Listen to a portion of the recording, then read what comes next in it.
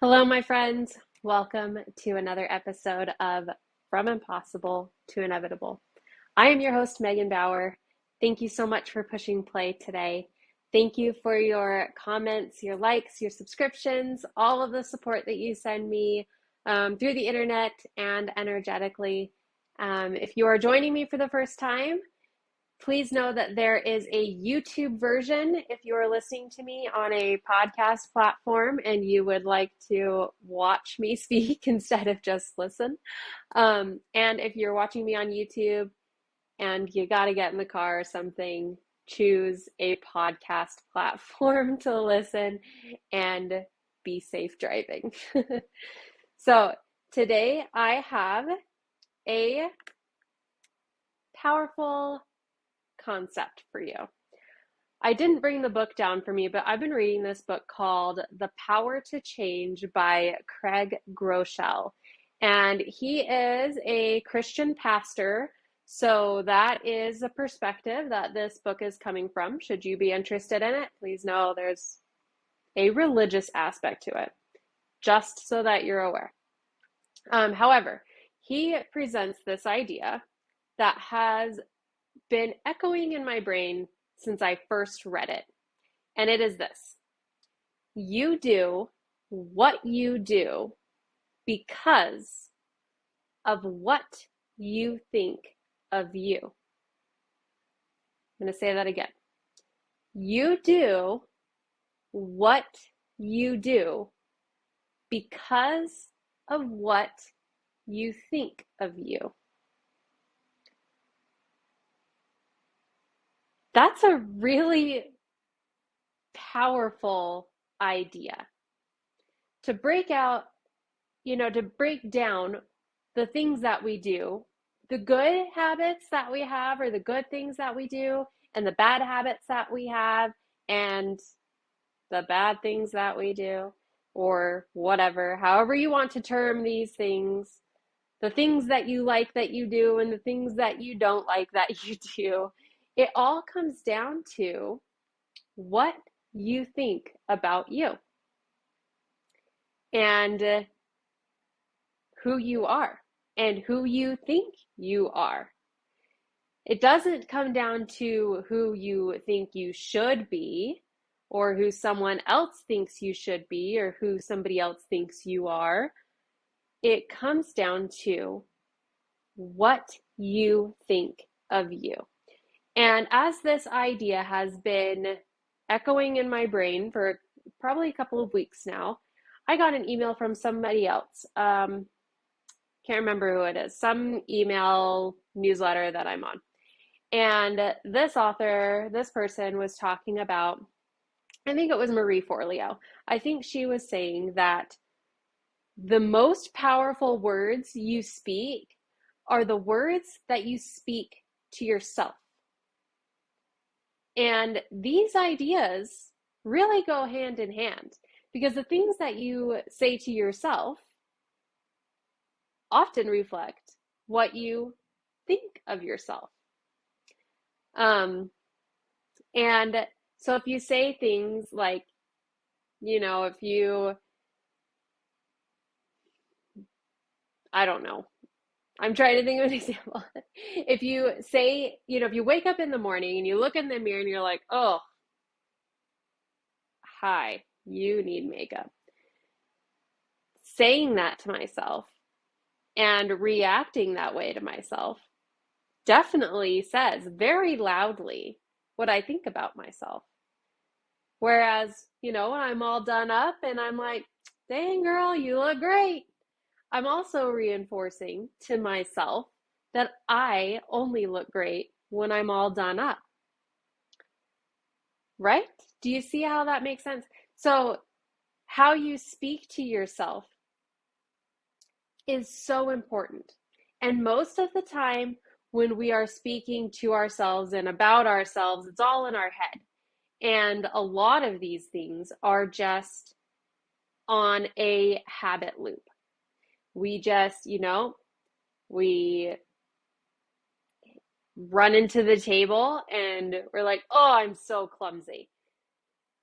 It's just a reflex instead of being like, Who put that table there? Because I don't run into stuff. I have a superpower of not losing things. I don't lose things. It does not happen. So when I can't find something, I walk around the house saying, where did I put that? I know I put it someplace good because I don't lose things. I don't lose things. And I just don't. I really don't. I can't remember the last thing I lost because I don't lose things. And that's just one of my superpowers. My girls, they're two daughters, 9 years old and 3. They are both so good at making friends. They are so good at it. It's their superpowers for sure. They are just so good at it. They're so good with people. And I reinforce that all the time because that is such a killer skill. And I'm like, you don't have any reason to be nervous walking into this situation full of people you don't know because you're so good at making friends. And they always walk out of those situations with friends.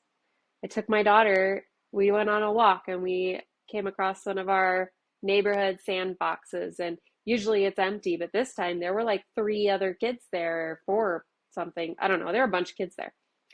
And she looked at me like, and I was like, you're good at making friends. What did she do? She held her head high and she went in and she made friends. 3. She's 3. No social anxiety because she's good at making friends. Her sister's good at making friends. And the more we reinforce that, that will be their self-talk when they walk into a room full of people they don't know. They're like, I don't know any of these people yet, but I'm going to walk out with some new friends. And that will be their self-talk. That's what they're saying to themselves. So if you tell yourself, like, I can't do this because I'm not smart enough, because I'm not skilled enough, because I'm not experienced enough, whatever the case is, you're reinforcing that. Instead of saying, I don't know how to do this yet, but I can learn because I've learned so many things. Even if you have to take the time to get out your notebook and say, I am scared because I don't know how to do this thing, yet I know I can learn because I've learned how to read, I've learned how to ride a bike, I've learned how to use a computer, I've learned how to do this and that, I can do fractions. I list off all the things that you've learned how to do as evidence that you can learn this new thing too. And if you have social anxiety and don't know how to make friends, list off all the friends you've ever made in your life. Be like, look, this might be a challenge for me. However, I've made friends before. Therefore, I can make friends again. And I've talked to strangers before. Therefore, I can talk to them again. And change how you view yourself. Even if it seems like a stretch to view yourself as the person you actually want to be, if that seems like, man, that version is so far away, I can't even wrap my head around it. View yourself as a person in progress, which you are, which I am, which we all are, no matter where you are on the perceived success path. We are all in progress. We are all working on something. I hope. I hope. We are all on a path of progress. So view yourself as that person in progress. I think I read somewhere that the big difference between a fixed mindset of feeling like nothing can change and I am the way I am forever, and a growth mindset of like changing continually and growing and improving is simply the word yet. I may not be that person yet. I may not know how to do that yet. I may not have any friends in this room yet.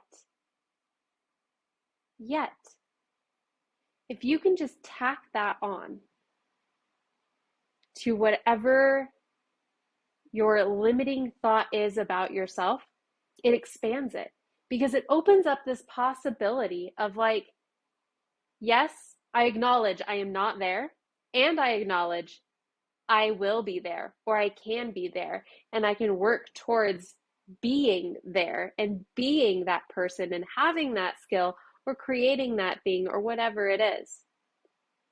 Yet, notice what you say to yourself. Notice when you are being the most heinous to yourself. When you are just beating yourself up about whatever it is. Notice what you're saying to yourself and make a conscious effort to change those words. If you are saying, I'm going to fail at this because I've failed at everything because I'm a failure, change that to, I'm going to do my best because I've always done my best and I will continue to do my best. And I am a person in progress. Everything that I have experienced up to this point is contributing to who I'm going to be, to who I am becoming. Nothing is a failure because everything contributes. Everything contributes. You know, we talk about Thomas Edison's bajillion ways of how to not make a light bulb. All of that's valuable information. We could label all of those things as failures, but all of those are valuable information. Okay, you don't do it this way, and you don't do it this way, and you don't do it this way. But actually, since we know of all these ways that you don't do it, finally, you get the right combination and you know how to do it. Right? That's how it works. I was making something on Illustrator yesterday, and as I was working on it for longer than I'd like to admit, and later when I was reflecting on it, Jake was like, "What are you thinking about?" And I was like, "I was thinking about this pattern that I was making in Illustrator, and if I had just shifted my thinking, I would have actually accomplished what I was trying to accomplish so much faster. But it took me so much longer because I spent all this time doing it the wrong way. And yeah, I figured it out in the end. I got it in the end. But I spent all of this time on all of these ways that didn't work. But if I know enough about Illustrator that I just had to think about it a different way. And I could have saved all that time. Okay. That's that. I did it wrong a few times. And then I figured it out. And then I realized the overarching principle that would have shortcutted, not really shortcutted, but I mean, like actually gotten me to the result I was looking for much faster. And with that experience, I'll be able to do it better the next time I come into this situation. I'll be able to do it faster the next time I come to this situation because I spent all of that time, but it contributes to a future time that I will be in the same situation, which I will be. Right? So everything contributes. Don't hold on to the decisions that you have made about yourself that are less than inspiring. Don't hold on to the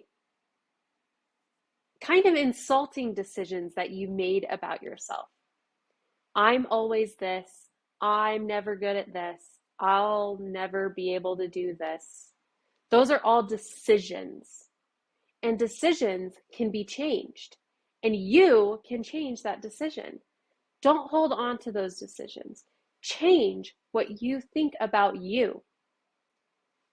And then, consequently, you'll change what you do because of who you believe yourself to be, because of who you think you are.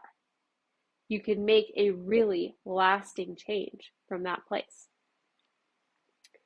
The big takeaway from this that I really want to sink in is that what you say to yourself truly matters. And if you have been not your best buddy, forgiving yourself for not being kind to yourself also needs to play an important role in your day. And say, I'm an idiot. I forgive myself for thinking I'm an idiot. I'm in progress. I'm working on it. Moving forward. Sometimes I understand that can be difficult. It can be hard to forgive yourself. Work on it. Say, I haven't forgiven myself yet. I'm working on it. I'm getting there. I'm a work in progress. It all contributes. It all contributes. Every effort you make contributes. That's what I have for you today. Hooray! Be nice to yourself. Say nice things to yourself. That'll reflect outward, and you'll actually say nicer things to other people too. And if you're already a nice person on the outside, think about how extra nice you'll be. Think about what you'll think about you when you're nice to you. I believe in you. I wish you all the best today. I thought I had another thought there. If you're watching me on YouTube and you're like, she's going to say something else, I thought I was, but I don't have anything else. That's it. All right. I wish you the best day and all the sparkly things. I send you my love.